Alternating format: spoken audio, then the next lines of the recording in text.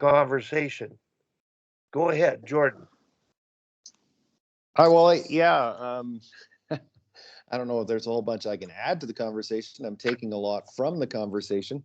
I started out this morning at a football field rather than a hockey rink, looking at that great facility that you have in Calgary, Wally, at Shouldice, now under the dome piece. And yeah, I'm currently working, trying to plan for a new high school to open in September, and it's going to be an interesting undertaking.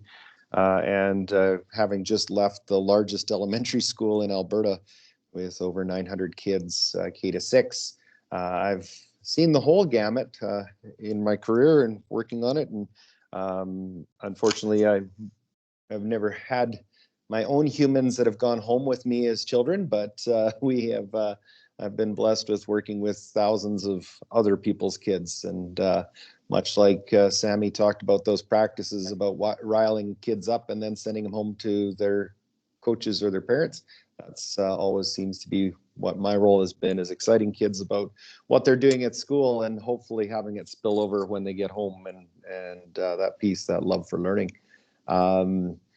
So when you're talking about that piece, I really applaud you as parents, those of you that have talked about that, allowing children to find their own path, because we see it even as coaches this year, coaching U18 AA female again in Calgary, and girls hockey, and it's awesome experience. But even at that level, you'll still end up with the odd kid that you really question whether the motivation of being there is theirs or whether it's there for their parents.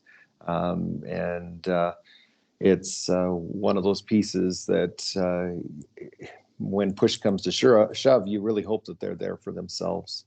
And those players that are there for themselves usually push it a little further than others. So it's yeah, that's my thoughts on that piece, Wally.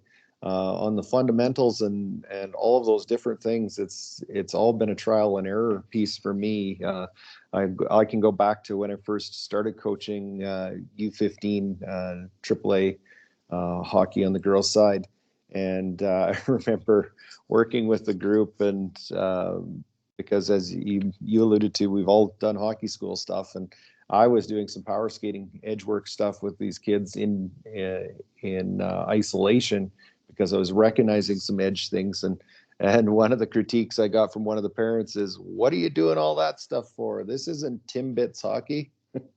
I wanted to say, because when your daughter goes back to retrieve a puck, she'll only turn to her right. But it didn't. I didn't. And but we kept working on it and that sort. So it is looking to incorporating it into fun games and things like that.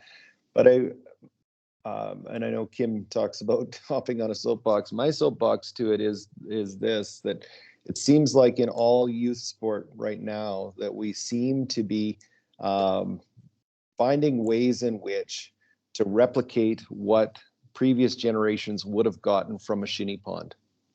So we do small area games, we do things, constraints and some of those sorts of things that would have just been natural happening on a shinny pond. Well, shinny pond is all ages. So what's the natural constraint of you having to be stronger on your stick when there's kids that are 3 and 4 years older than you? You know, that's you got to be quicker. You got to be able to get away from them and some of those sorts of things. So it's all of those pieces, but we continue to work on it.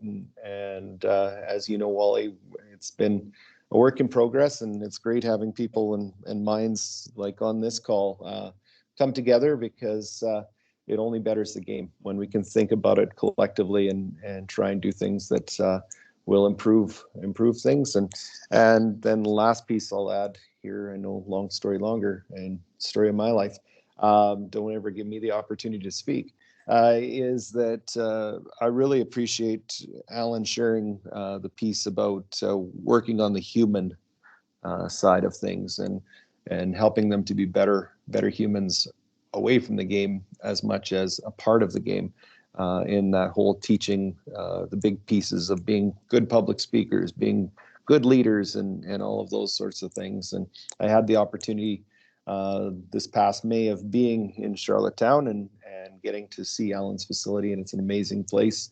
And the whole island experience was an amazing piece for me. But I really grew to appreciate what Alan's doing out there and what he's been doing for decades. And so I think that the players and people out there have been benefactors of that piece. And I think each of us plays a role in championing that in every little place where we are in hockey and how we can influence it.